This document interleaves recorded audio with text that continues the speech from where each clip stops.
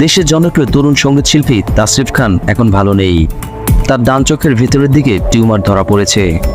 সামাজিক মাধ্যমে নিজেই জানালেন সে কথা। গত শুক্রবার ফেসবুক স্ট্যাটাসে এই তথ্য জানান তাসরিফ। ফেসবুক পোস্টে তাসরিফ লেখেন, আমার ডান চোখের ভিতরের দিকে টিউমার ধরা পড়েছে, আমার জন্য দোয়া করবেন। সামাজিক মাধ্যমে তুমুল জনপ্রিয় কণ্ঠশিল্পী তাসরিফ খান কুড়িকর ব্যান্ডের প্রধান ভোকাল। তরুণী সঙ্গীত শিল্পীর পোস্টকে কেন্দ্র করে তার ভক্তদের মন ভালো নেই। তাসরিফের ফেসবুক পোস্টে একের পর এক কমেন্ট করছে ভক্তরা।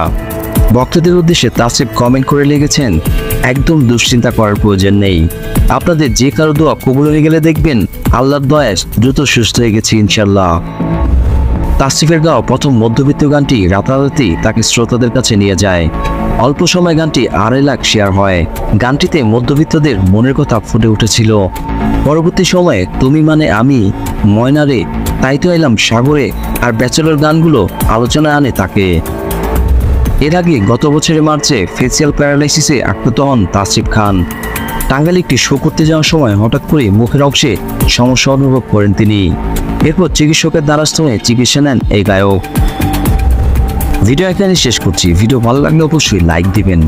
পরবর্তী ভিডিওগুলো পেতে অবশ্যই চ্যানেলটি সাবস্ক্রাইব করে রাখবেন।